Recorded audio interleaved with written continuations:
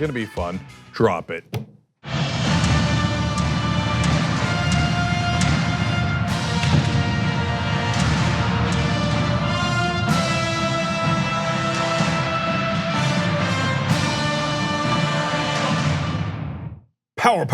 Power panel. All right, Cenk, Uygur, John Iadarola, Tommy Vietor, everybody. Hello. All right, spokesperson for President Barack Obama, and also the National Security Council, and of course, co-host of and co-founder of Pod Save America. Also has Pod Save the World. You've saved a lot of things, Tommy. Yeah, they used to be ironic, and I think people have forgotten that we were making fun of ourselves. But thank you for having me. Yeah. So this is like a podcast with cameras. In a sense, it's or as the Washington Post said yesterday, a lefty blog. We're still doing blog. blogs. Unbelievable. I think that's the only thing we don't have, basically, is a blog. Yeah, I remember when we briefly called them vlogs for video blogs, and the first vlogger I hired, God knows how long ago, was a guy named David Sirota. So what do you know? Good pickup. Yeah, we've had some good ones, some okay ones. Okay, guys, we got a huge show ahead for you guys. So obviously some tragic news to begin with about New Zealand. We'll do that in a little bit, and then lots of political news for you guys, though, including defying Donald Trump, and that's always good and important. And then Beto's in the race. We're gonna have an interesting discussion about that. And now there are rumblings of a primary against Ilhan Omar from the Democrats. Also very interesting. So lots of stories to get to. It'll be the three of us for the whole 2 hours. Normally we switch at the hour mark, but like I said, fun power panel, a little different today. Yeah. Okay. At this age, once you sit down, you don't really want to get up a lot. Plus, Anna, we just spoke at the United Nations yesterday, so she's on our way back for next week. Cool. Okay. All right, let's get started, John.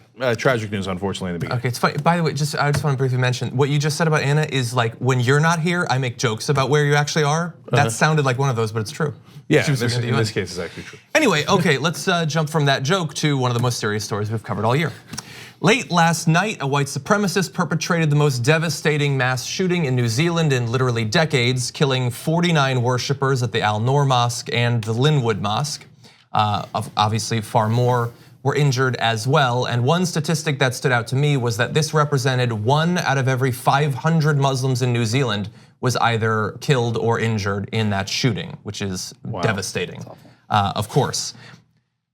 During the time since then, we have found out more about this shooter. There are elements of this person's background that we will go into. I am going to do everything I can not to give this person what they want and publicize information about their life. I don't want to give too much information about their philosophy or their manifesto, anything like that. I want to focus on the event, at least right now. And in pursuit of that, here is some video from late last night. This is the Prime Minister of New Zealand talking about the shooting. What I can say is that it is clear that this is one of New Zealand's darkest days. Clearly, what has happened here is an extraordinary and unprecedented act of violence. Many of those who will have been directly affected by this shooting may be migrants to New Zealand. They may even be refugees here. They have chosen to make New Zealand their home, and it is their home. They are us. There is no place in New Zealand for such acts of extreme and unprecedented violence, which it is clear this act was. And indeed, as was alluded to there, the worshippers came from a number of different countries, including Bangladesh, Pakistan, Afghanistan, a number of others as well. Yeah, well, I love that statement by the Prime Minister. She said they were us, and the shooter was not. And so it's a good way of identifying who you are in a dark moment like this as a country and as a culture.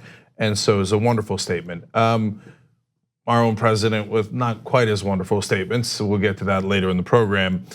So I have mixed feelings about what John said about the identity of the shooter and talking about it. So we usually give the name on the first day. I don't know if we're even gonna do that in this case, and then try not to ever give the name again. But I think the motivations of the shooter is of course relevant, which we all agree. And he appears to be a white supremacist, Donald Trump supporter, and hated Muslims and immigrants. Unsurprising, given that he killed 49 of them. And so here we are again, another right-wing shooting. Anti-Defamation League in 2018 said every single act of extremist murder in this country, in the United States, was done by a right-wing extremist. And this is another right-wing extremist, another massacre. Of course, internationally, they're mainly right-wing extremists as well, with Breivik in Norway. And now, is there other forms of terrorism? Of course there are. Are there other extremists from other places and religions? Of course. And so, but unfortunately, in the Western world, the extremism has clearly come from one end of the political spectrum. So I'm not interested in the right wing saying two things today. One is, oh, don't polarize. You polarize every single day, and this is what led to the shooting in the first place, was you guys polarizing. So for example, when Trump said a complete and total shutdown of Muslims in the country, that might have been a little polarizing. Another thing I'm not interested in hearing about today is Berkeley. So no, it's not even. Wow. As you said, I'm gonna jump ahead just briefly because you sort of brought this up, but while I understand we have slightly different views on this, I wanna read as few of his actual words as possible, but one thing certainly stands out, and I think it's important to acknowledge, and that would be where he called President Trump, quote, a symbol of renewed white identity and common purpose, but also mocked him as a policymaker and leader. And so look, Donald Trump tweeted earlier this morning, and he expressed sympathy to the victims. He identified the shooting as happening at a mosque. He didn't mention Islam specifically, and he spoke in an oddly passive tone, talking about people dying and not anything. I guess he didn't know anything at the time about who the shooter was or what they believed. But since then, he has been asked direct questions. With a tweet, we have no idea who actually wrote that, whether it's him or not. There were no exclamatory single word sentences, so it didn't really seem like him.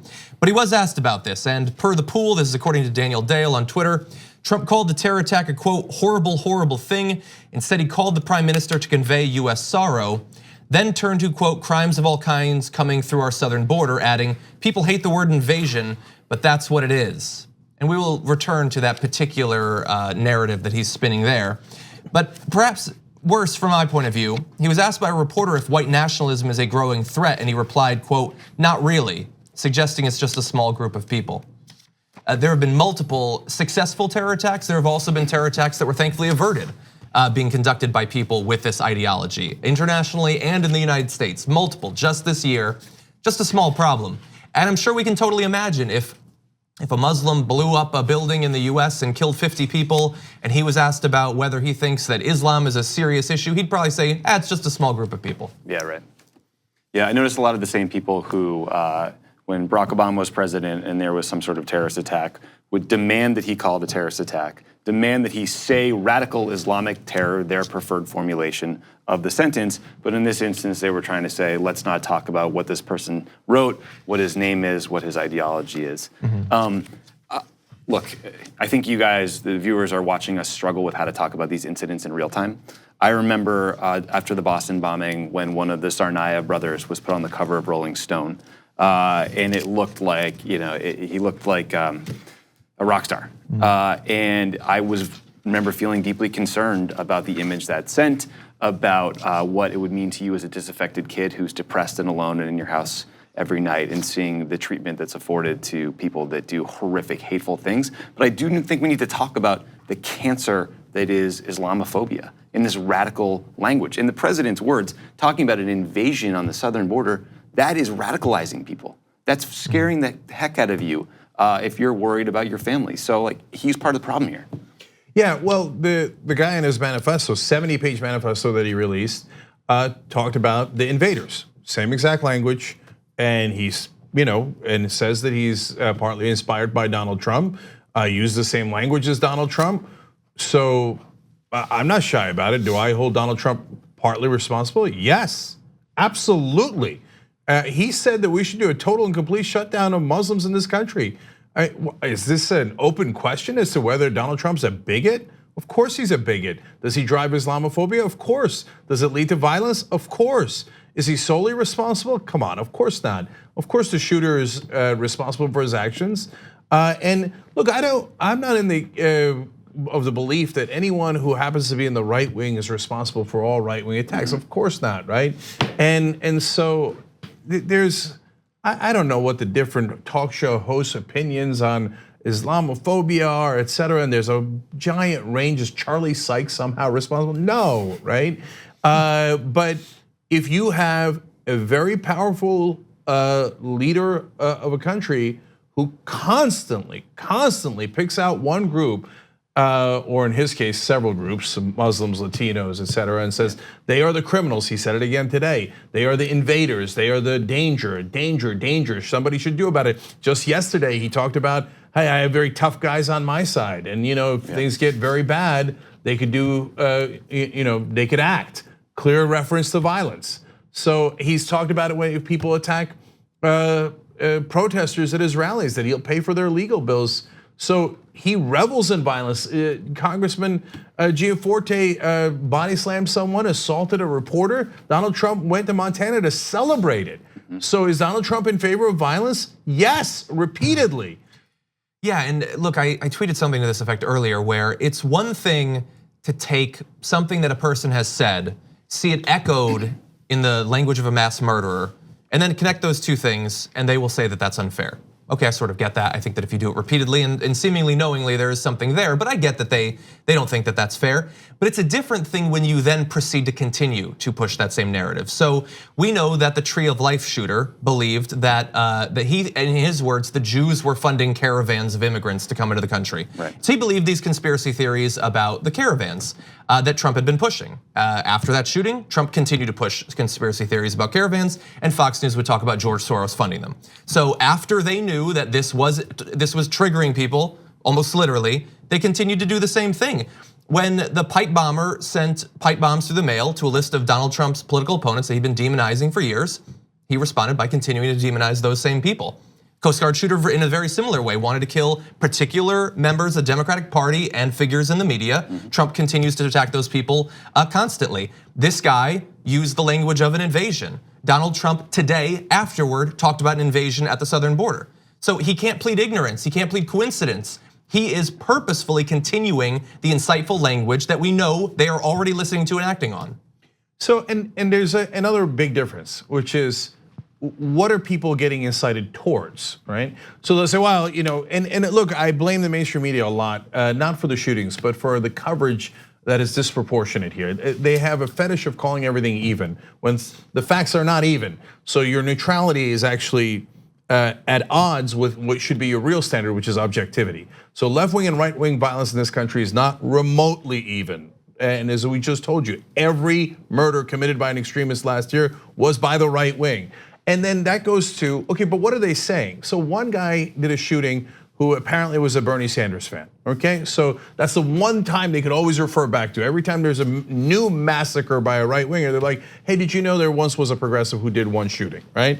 But did Bernie Sanders go in that direction? Do progressives go in that direction? The fact that that guy wanted Medicare for all, how is that connected to a shooting? Not at all. How is the fact that Kamala Harris wants Medicare for all in any way connected to any shooting? There's no logical nexus there. On the other hand, when the right wing says, this is the group you should hate, this is the group that is the problem, that is the danger in our midst, and that constantly leaves that last sentence out, which is, isn't someone gonna do anything about it? They're the invaders, they're the virus, and they're the ones that commit the crimes. Now, also not backed up by facts, but they say all that and they go, isn't someone gonna do something about it, is the last part that's left out. And that's called stochastic terrorism, where you encourage people to act with violence, but you don't say specifically who. You don't say, hey, Bob, I want you to send a pipe bomb to George, right? You just say, isn't somebody gonna do something? They're the danger, they're the virus, they're the invaders. And then a random person pops up to go hit your political opponents. Yeah, I mean, look, and what's scary about these far-right ideologies is they're spreading. And they're spreading in Europe, but they're also spreading because Steve Bannon is over there setting up shop in Brussels, radicalizing political parties. He's doing it in Italy, he's doing it in all sorts of places, like Hungary. So we should be worried about this. Another element that we are barely grappling with is the role of technology in helping people find radical content. Like you YouTube like how to tie a bow tie and you're like 3 hops away from some InfoWars craziness, right? And that gets you down these like QAnon rabbit holes. And like it's fun to kind of make fun of the QAnon people, but at the end of the day, it's a death cult where they think that all the liberals and Hollywood celebrities are running a pedophile ring and will be locked up and then executed, right? So like people are believing some very, very extreme, frightening, crazy things. And I don't think we can blame it on mental illness alone. I think they're being radicalized by this kind of information. Yeah. No, and those guys live amongst us. I've said this on a number of occasions. One of my neighbors has a QAnon bumper sticker. Really? And so what is he willing to do? I don't know, because they're constantly instigated. So look, I think the issue of social media is a very difficult one because it has a wonderful upside, which is that it got rid of the gatekeepers. So there's not just one acceptable thought anymore. But in that freedom, you also have the monsters that have been unleashed. So we've got to find a way to corral the monsters without taking the freedom away, and it is an extraordinarily difficult job. Yeah. And so Facebook, YouTube, Instagram, Twitter, this guy put out a 17-minute video live as he was doing it. They all took it down immediately, but thousands of copycat sites went up, and they're all trying to beat the algorithm by cropping some parts of the video, changing the audio so the algorithm can't catch it. And YouTube and Facebook, et cetera, are all trying to adjust as we go. And they're in a tight situation. I do not want them to go back to what I consider the bad old days where, hey, if Les Moonves says it's okay, then okay. Otherwise, we're not interested. Right. But this is a significant downside. Yeah. Why don't we turn to something that's sort of related to that? Okay. We know from what we found out about the New Zealand shooter that he apparently was radicalized online. And online, it's very easy to come across white nationalist and white supremacist talking points and find people who share that ideology. But you don't necessarily have to go onto the internet. You don't have to join some weird Discord server. You don't have to go on 4chan. It has become so normalized in media and American politics that you can see it cropping up virtually everywhere. And I want to give some examples of that. So let's jump ahead to graphic 5. So I'm not going to give specifics, but in the manifesto that the New Zealand shooter released, he talks about birth rates. They're always all talking about birth rates and how that they're getting outbred by these foreign invaders.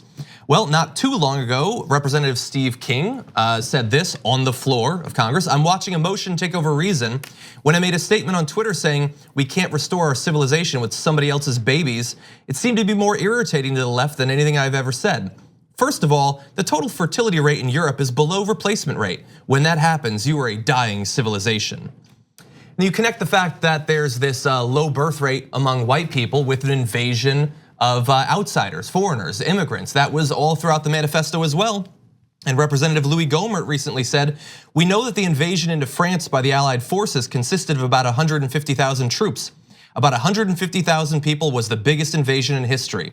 And since then, we come up to the year 2014, and the New York Times reported that just in the recent months, we have had 240,000 adults and 52,000 children. Now it's being reported that's closer to 60,000 children, as I understand the article said, since April. Just 2 months, we've had nearly 300,000 people invade the United States through Texas. And then it's now being reported that there are 300,000 people making their way up from Central America to the United States. You have constant attacks against the idea that multiculturalism or diversity is a good thing. That is in the manifesto as well. You have Steve King tweeting, diversity is not our strength. Hungarian Prime Minister Viktor Orban, quote, mixing cultures will not lead to a higher quality of life, but a lower one. And it might be easy at this point to write off Steve King and say, well, yeah, we understand that he's a white supremacist. Yeah, he's an elected leader. I guess we'll just allow it. I guess they get one out and out white supremacist. But you can turn on your TV any night and see things on, for instance, Tucker Carlson, where he says stuff like this. Precisely is diversity our strength? Since you've made this our new national motto, please be specific as you explain it. Can you think, for example, of other institutions such as, I don't know, marriage or military units in which the less people have in common, the more cohesive they are? Do you get along better with your neighbors or your coworkers if you can't understand each other or share no common values? Please be honest as you answer this question. Have you ever seen it? So Stacey Abrams, but it's not, I don't mean to pick on Stacey Abrams. She represents a much larger group of people who tell us the same thing, which is this works, we must embrace it. The question is, does it work? You studied this question extensively, you're a scholar. Is there a country in which this way of looking at the world has produced a stable nation? I mean, you hit on it in your previous remarks. Diversity is not a strength in politics. And that is, of course, thanks to Media Matters. We know the multi-million-dollar a year salaried Fox News host who recently called, or about a decade ago, called Iraqis semi-literate primitive monkeys. He has also had people on to talk about Camp of the Saints approvingly, a book that's about white Europeans needing to gun down by the hundreds of thousands immigrants from India. He has talked about how farmers are being killed en masse in South Africa, which is a common white nationalist conspiracy theory, which after he talked about it, the next day, Donald Trump was tweeting about this white nationalist conspiracy theory. It is just shot throughout. I mean, look, Tucker Carlson's the easy one to identify. It's the main plank of his show at this point. But in terms of the media, in terms of the politics, you don't have to go to some obscure corner of the internet. You can just sort of make your way through your day watching TV at the gym or in an airport, and you will get white supremacist talking points beamed directly into your head. And this is not new. This has unfortunately been around a long time. When you want to egg people on to do terrible things, you talk about how the others are invaders, they are sapping our national strength. These are word for word Nazi propaganda that was used against the Jews. In fact, in Charlottesville, they did an old Nazi chant, "The Jews will not replace us." On two different occasions, both Tucker Carlson and Laura Ingraham have wrote into their script, and their producers saw it, everybody saw it, they put it into the prompter and read it on air. The immigrants will not replace us. So they just took out the Jews and put the immigrants in. And so when there is tremendous violence against immigrants, we're really gonna feign surprise? Yeah, I mean, I think Tucker Carlson is particularly dangerous to me because he looks like just some obnoxious frat boy, right? He looks like a country club became a person, and therefore his views are sort of whitewashed, literally. But he did a segment about how white South African farmers are being murdered. Now, I don't think that ag issues in South Africa are an issue you find on Fox News a lot, right? Like he had to seek hard to find this totally made up white nationalist propaganda. But as you guys said, he's mainlining it into scared old white people watching Fox News every single night. And by the way, like, thank God for Media Matters. The people that sit there and watch this garbage all day long have my unending gratitude because they were able to reveal what he says on a nightly basis, but also these disgusting things he said to a shock jock several years ago that are now getting all this attention. But yeah, like that's a huge problem. And then God knows what our parents are getting served in their Facebook feeds. Oh God. I mean, it's a constant process of, we talk a lot about Russian interference in the election and memes and 4chan, but like the stuff that was happening in 2007 that was email forwards about Barack Obama being a secret radical Muslim is supercharged today on Facebook, and we have no way of knowing it or preventing it. Yeah, when you spread hate against different groups and you call them dirty, as Tucker Carlson did, and which, by the way, is another old propaganda method from the Germans back in the day, where they would say the Jews are dirty, and so are by the way the Roma and Poles and all the other people that they targeted, and they're a virus, and we have to be cleansed. And by the way, these are scientists have shown, and I did a story about this a couple of weeks ago, that conservatives are most easily triggered by one emotion. It's actually not fear. Fear comes in second. Number one is disgust. So talking about invaders, viruses, needing to cleanse, keeping things pure, like our babies keep our civilization, our culture pure, triggers conservatives. And sometimes, as in the case of New Zealand, it triggers them to do horrific things. Well, then it's probably a horrible coincidence that a couple of months ago, Tucker Carlson lost a lot of his sponsors when he said that immigrants make our country poorer and dirtier. Yeah, and by the way, I'd just like to quickly answer Tucker's super easy question. I guess every right winger that watches him is like, yeah, when's diversity ever worked? No country's ever succeeded with diversity, except maybe this one. You guys are the ones saying we're number one all the time, and we are in a lot of categories, and we have great diversity.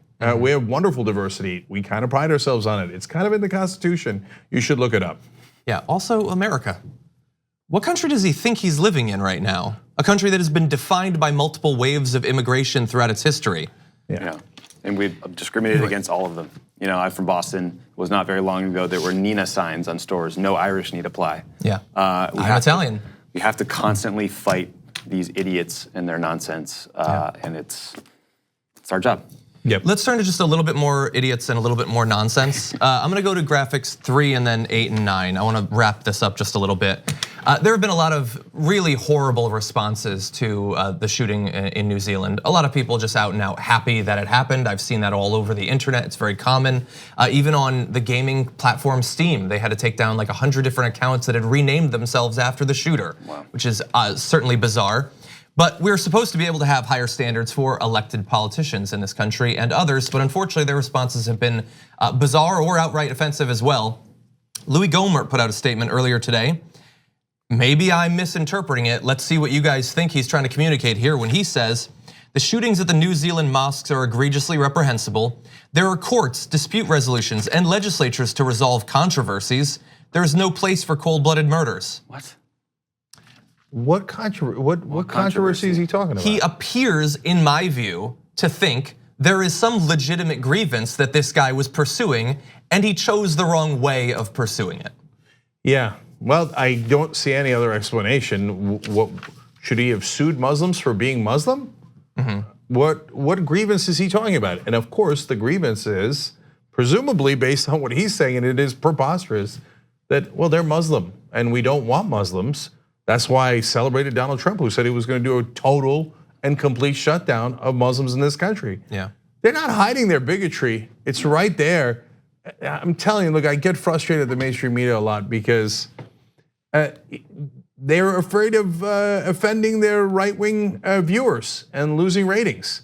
But the Republicans had 17 people to choose from. They chose Donald Trump. Yeah. They chose Uygur. They chose Steve King. These are the guys that represent them. It's not an accident.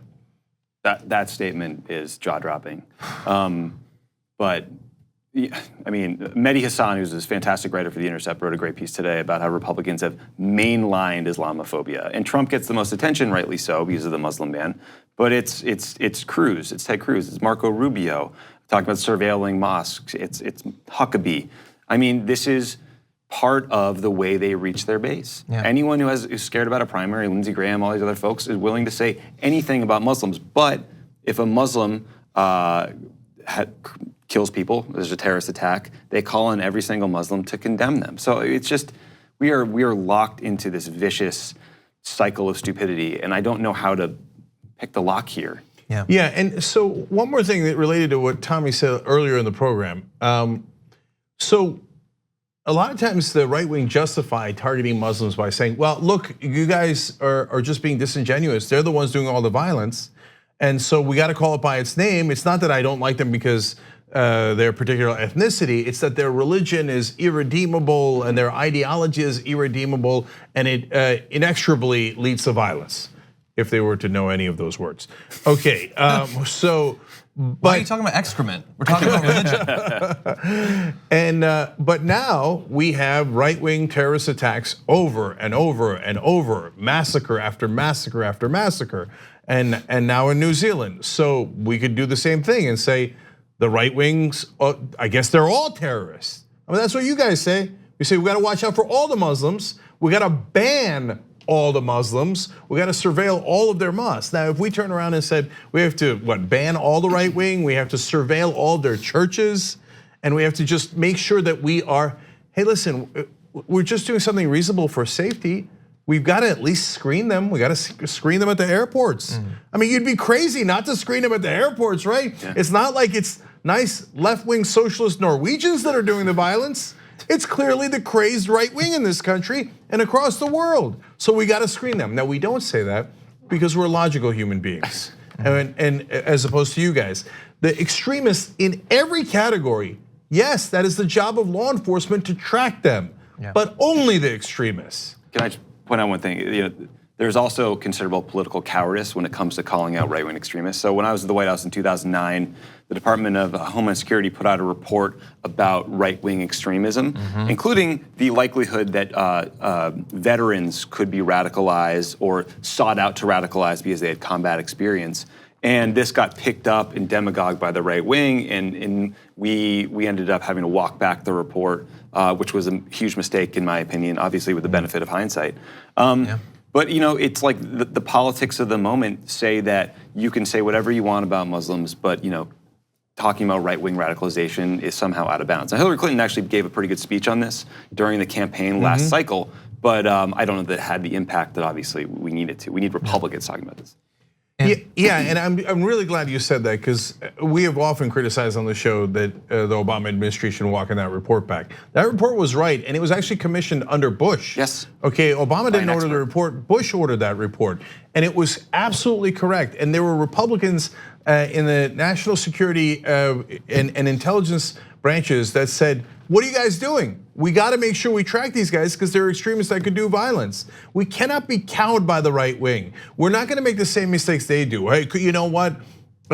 Because some right wing extremists did it, then all the right wing is guilty and they're all terrible people. And let's target all of them and they're an invasion and an infestation and all that stuff. We're not going to say that. On the other hand, if we're looking at extremist Muslims as we should be, and extremist anyone as we should be, we'd be crazy to leave out extremist right-wingers who are doing a great majority of the violence. By the way, not many years after that report was walked back, Trump came in and defunded the organizations that were already established to look into that sort of violence. Yep. I want to I know that we're going long, but I just want to read one more politician's reaction, because we've sort of become accustomed at this point that if a person who is a Muslim commits an act of terror, right-wingers attack the entirety of Islam. It's not generally the case that when Muslims are killed in a terror attack, the politician attacks all of Islam, but today that is the case. With a senator in Australia, this is Fraser Anning, who put out a statement on full letterhead, totally available, proud to have this attributed to his name, said the entire religion of Islam is simply the violent ideology of a 6th century despot. It is the religious equivalent of fascism. And just because the followers of this savage belief were not the killers in this instance does not make them blameless. Just to be clear, he's saying that the 49 men, women, and children who were killed in this attack were not blameless for their own killing.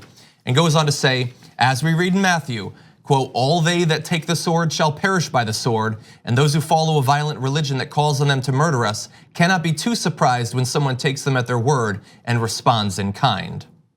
Apparently missing the obvious then follow-up, well, if you believe that your violence against is justified because of their violence against you, does that not then justify their violence against you in the future? That causes the sorts of cyclical violence that has led to generational conflicts in the American South, Europe, and beyond. Okay, so obviously we don't believe in that cyclical violence, but I've got to correct one thing, because unfortunately no one ever talks about this for fear of offending Christians.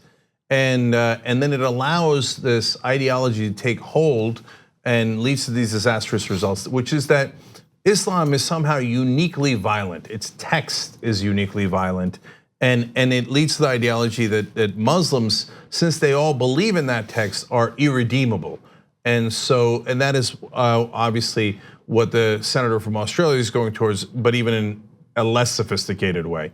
So read the text for yourselves. The Bible is filled to the rim with grotesque violence. So if you don't like that fact, take it out with God. But you can read it for yourself, and you could, say, "Oh, Cenk made me uncomfortable by telling me things that are true." And if you don't believe me, like I said, try to make it through the Old Testament. See if you can do it without vomiting. Okay. And even Sam Harris, who is, I think, a huge purveyor of the idea that Muslims are uniquely irredeemable, admitted on the show that, yeah, the Old Testament is by far the most violent of the texts. Does that make all Christians or Jews violent? Of course not. Of course not. Here's another uncomfortable fact that nobody talks about. No one actually believes any of the religions. Christians don't believe the terribly violent things in the Bible, except for a few nuts, right? Muslims don't believe the violent things in the Quran. The Quran has some violent parts, and they know good Muslim folks say, no, it's a religion of peace. No, like all the religions, in their text has wonderful things about taking care of the poor and the needy, and terrible things about violence. Also true in the Old Testament, also true in the New Testament. So luckily, the overwhelming majority of Muslims take the good parts of the Quran and leave out the violence. The overwhelming majority of Christians and Jews take the good parts of the Old Testament and the New Testament and leave aside the violence. But this idea that, oh my God, did you know there's violence in the Quran?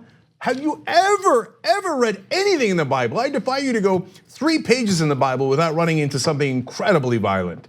So let's just be honest about all of the texts. And that's why I left religion. I grew up Muslim and I left it because I don't subscribe to that. It's just not true.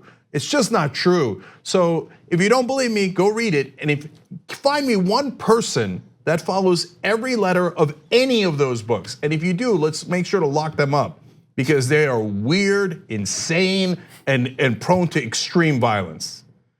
Senator Fraser Anning wants to run it back with the Crusades, and I'm cool with that being in the history books. So he's a profoundly stupid person. I hope they vote him out. Yeah.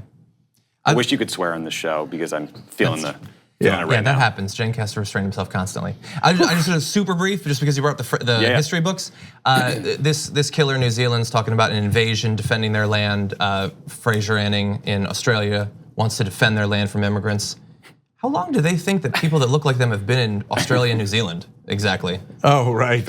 Yes, there were others who wanted to defend their land in Australia earlier. And now, of course, they're also demonized. Yeah. How dare you be against immigrants? That's our job. Okay, last thing, guys. It's actually relatively easy to keep straight who you should be concerned about. It's not based on the religions, it's based on the fundamentalists. The fundamentalists are the ones that say, oh yeah, it is literal. We must go murder the other side because that's what's in all of our texts. Those are the ones you gotta look out for. Okay, we gotta take a break, guys. Man, that was a long segment. Okay, we're gonna turn back to America and we're gonna discuss domestic politics. Really interesting conversation about Republican backers of Beto O'Rourke when he was first running. I'm sure we'll have a variety of different opinions on that, so check that out. We'll be right back. We hope you're enjoying this free clip from the Young Turks. If you want to get the whole show and more exclusive content while supporting independent media, become a member at tyt.com/join today. In the meantime, enjoy this free segment.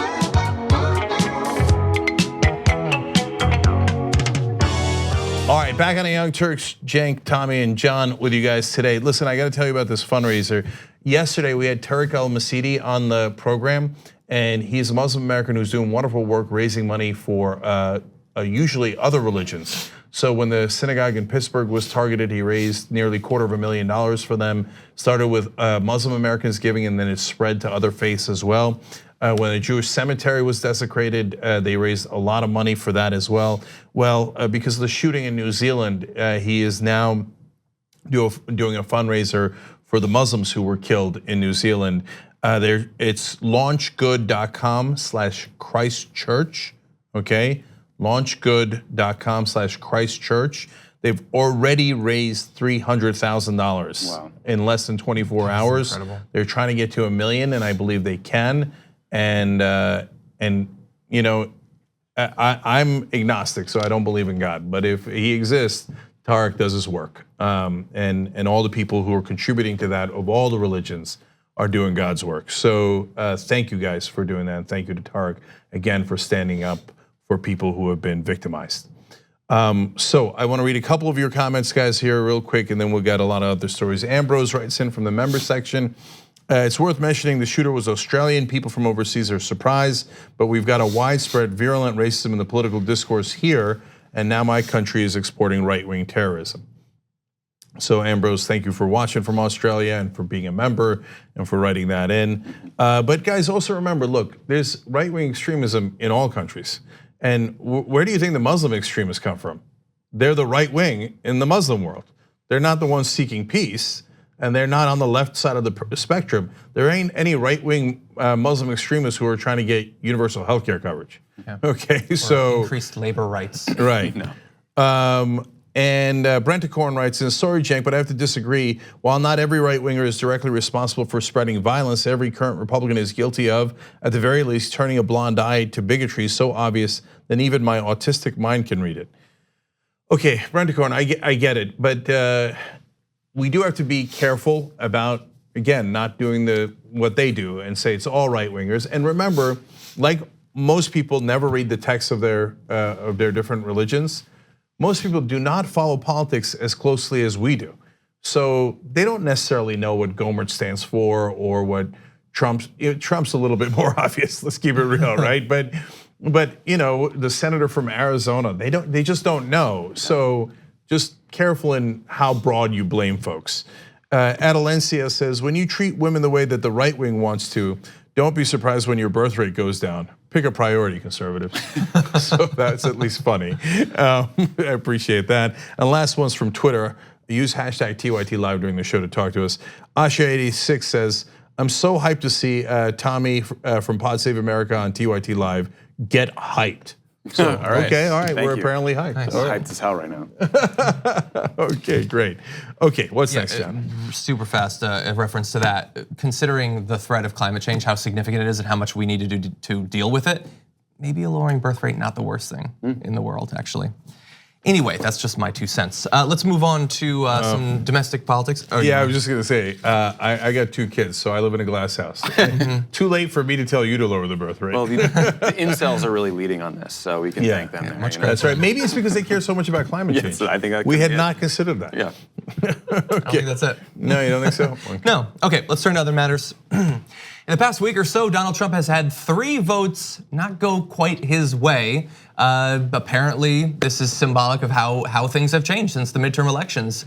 Not only are there more Democrats to vote against him in Congress, but some Republicans apparently starting to seem like maybe sticking with him, not the best thing in terms of your long-term future in elected politics. I wanna go through all 3. The first and most important is the one that, at least as of right now, he actually has the ability to do something to strike back against this vote.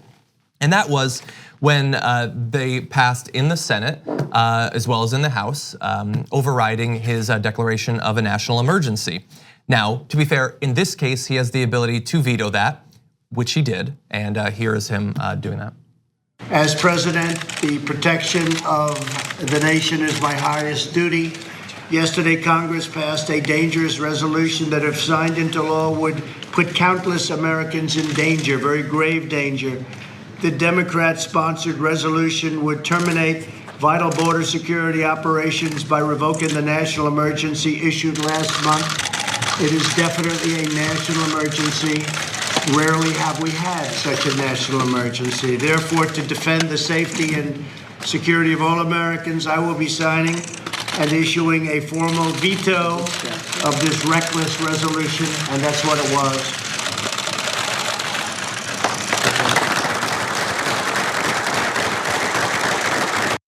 He writes like an earthquake that has Alzheimer's. Well, kind of. I mean, good. it's not that bad an analogy overall for Trump. So you know it must be a real national security threat because there's 2 guys in cowboy hats behind him. Big ones. Damn. Yeah, but as he said, rarely have we had one this bad. So we have to revise the list of top emergencies. Actually, Pearl Harbor now drops out of the top 5 because we got to fit this one up at number 1. 9/11 somewhere in there still. Yeah. Remember a couple weeks ago when the Democrats in disarray stories were just flowing because a couple of members of Congress voted against Pelosi on some procedural grounds that are sort of since been fixed. These are 3 massive rebukes, especially the national emergency when immigration is his singular issue. Yeah. Yeah. Are they in disarray? And he takes things so personally. Yeah. Yeah. So actually, just to half give them credit and half have Donald Trump hurt their chances of winning re-election, let's name the Republicans who voted against him. Let's bring this up. You're gonna see Alexander, Blunt. I'm probably not gonna read all of them, but Collins, Murkowski's there. No, you know what, Toomey. John, let me jump You in want for a to? second. Yeah, because just stay on this for a second. This is the strangest collection of Republicans I've ever seen vote together true. It really against their party. Because there's establishment guys like Portman, Romney, there's libertarians like Lee and Paul, there's so-called moderates like Collins and Murkowski, and then there's like real conservatives like Wicker in there. And Blunt. What is this group? I don't know. You get your spineless jellyfish with the Rubio, Romney. Yeah, and Rubio, Romney, like, hey, they're both establishment. They might run against Trump, or if Trump's not around, etc.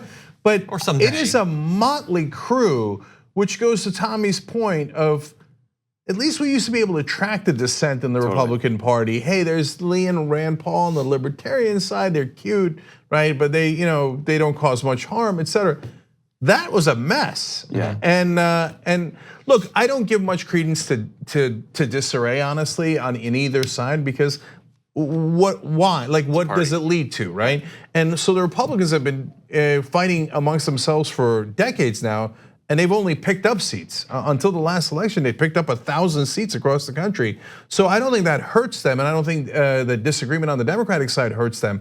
But the only way that it would have tangible results is one, if you lose votes. And so now you might lose votes from almost any quarter in the Republican Party, and that's got to be a concern for Mitch McConnell. And secondly, if there is a trial of Donald Trump in the Senate, that's a lot of different kinds of Republicans that are now willing to defy him, and that ought to be concerning for Trump. Yeah, I mean, I don't mind the disarray of votes either. It's like it's so much ado about nothing, but it's the mainstream media favorite. Democrats in disarray is like a playing the hits. But it's also interesting that Tom Tillis, who's gonna have a tough election in North Carolina, Lindsey Graham did a lot of concern trolling about this. Ben Sasse, everybody's favorite sanctimonious tweeter, thought he was gonna oppose it, and then he voted with Trump. And then Ted Cruz, who's supposed to be this, stalwart for liberty in the Constitution, went for this blatant power grab, like literally ripping power away from the Congress that is most clearly the delineated power they have in the Constitution. So bravo, boys, way to stand up. So I love that story because Ted Cruz throws a Hail Mary pass in the last day, asked Lindsey Graham, who is now in a rom-com with Trump, hey, can you call up your buddy and let's do a last pitch to try to get him to not do this, right? So Ted Cruz makes his pitch, Trump calls in some sort of lawyer, and lawyer says, that would take away some power from you, Mr. President. He's like, oh, hell no. No, why did I interrupt my lunch, right? And Lindsey Graham, being who he is, says, hell, if I was him, I would have told us to go to hell. Then why did you make the call? You're so sad, you're so sad. So all this show of defiance, and when told to heel, Lindsey Graham and Ted Cruz are the first to heel. Yeah, and just briefly before we move on to the two other votes, I just want to go back to, you probably saw it yesterday, but when the vote went through, Donald Trump responded with a tweet that simply said, veto. And I only want to read that because I imagine that he pressed send, he sits back triumphantly, and then has to be told that that doesn't actually veto the bill. It takes more than that. Anyway. Oh man, that's right, that's true. That's upsetting. Yeah, I'm gonna make one more. My points are not as good as John's, but I'm gonna make one more anyway. So Acting Defense Secretary Patrick Shanahan and Joint Chiefs Chairman General Joseph Dunford Jr. both said that what is happening at the border is, quote, not a military threat. So they are now beginning to withdraw some of the troops from the border. So take this most important national emergency with the appropriate amount of grain of salt there. So this week we also have the Senate finally taking its war powers seriously with another vote successfully passing in the Senate. We'd previously had that in December to stop US involvement in the Saudi-led coalition war on Yemen. Actually 7 Republican senators voted in favor of that resolution, joining obviously the vast majority of Democrats. So that's pretty exciting too, that 7 senators on the Republican side took seriously that there was no reason that we're ruining our credibility, spending a ton of money and massacring civilians in Yemen. And so thanks to, this is actually bipartisan, but Bernie Sanders and Mike Lee on the Senate side, a lot of great members of the House as well, especially Ro Khanna, who over the last year has come on my show like 5 times to talk about Yemen. And he has been pushing and pushing and pushing for this. And thank God the Democrats took over the House, because otherwise we would have had the same result as we did in December. It would successfully pass the Senate. They would never even vote on it in the House, and we would continue to be a part of that conflict. Yeah, shout out Bernie, Chris Murphy, Ro Khanna, like absolutely leading on this, doing incredible work. Mike Pompeo goes out today and says that if we cut off military support to the Saudis, what we're actually doing is hurting the civilians and getting them killed, because Yemen will become a Iranian puppet, which is just the most warped window into the way these guys view every foreign policy challenge in the region. Everything is through this crazy prism of Iran. It is divorced from reality and it is idiotic. The war in Yemen started in 2015 during the Barack Obama administration. They were providing logistics, intelligence to the GCC coalition, and refueling support. It was a mistake then. They walked some of it back. This should have been stopped years ago, because you have a famine that is catastrophic. You could see 20 million people starve to death, children stunted for a generation, an entire country blown to smithereens. There is literally no one is for this, except for John Bolton and Mike Pompeo and Donald Trump, because he really probably doesn't even know what's going on. Yeah. Yeah, and Pompeo's remarks remind me of Vietnam. We had to destroy the village in order to save it. Yes. No, I think you just destroyed it. I think that's kind of what's certainly happening in Yemen. And already tens of thousands of children have starved to death. So every once in a while when there's a terrible attack, usually a chemical attack, people justifiably make a big deal out of it on television. They show you the dead kids. I think that's important because you should know what's happening in the world. That's our job in news, to give you the facts, even if they're uncomfortable. But we don't show the starving children, and there are tens and thousands of starving children every day in Yemen. And so one last political note on this for me is about the Republicans who broke ranks. So again, there's the Murkowskis and the Collins that are more moderate, not surprising. Again, there's the libertarians like Rand Paul breaking, and Mike Lee, not that surprising. But Steve Daines of Montana is on the list. He's got a re-election coming up. So the fact that they're a little worried in Montana for the Republican Party is a good thing.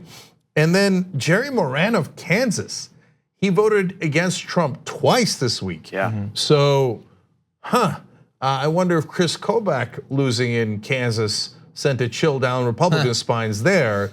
So that's Democratic voters showing up to vote in these different areas has a bigger effect than you even realize. That's a really good point. The third vote, by the way, of course, was yesterday's 420-0 vote in the House, unanimous, to make sure that, symbolic, but to make sure that the Mueller report eventually ends up being public. Squeaker. Exactly, squeaker. They, of course, are not even gonna consider it in the Senate because the Republicans still control the Senate. But that is fairly amazing that it was unanimous. And I know that Donald Trump and some of his supporters in the White House, they don't want to see that ever come out. He tweeted to that effect today, saying that there shouldn't even be a final report, which is definitely what you would say if you were totally innocent. But now the idea that you would block that you would not find out the results of this investigation is so radical an idea that you can't find a single Republican in the House who supports it. But there was one in the Senate who did manage to block it. His little buddy, Lindsey Graham, to the rescue again. Yeah. Even Matt Gaetz, I think, just abstained. Like the human frat paddle from Florida who does his bidding. Exactly. If Matt Gaetz ain't on your side and you're Trump, you might be a little wrong. Historically stupid individual. Yes. All right, guys, we got to take another break. We got a lot more politics coming up, including the question of where do Beto's loyalties lie? Okay, that's a little much, but that's okay. We'll talk about it when we come back.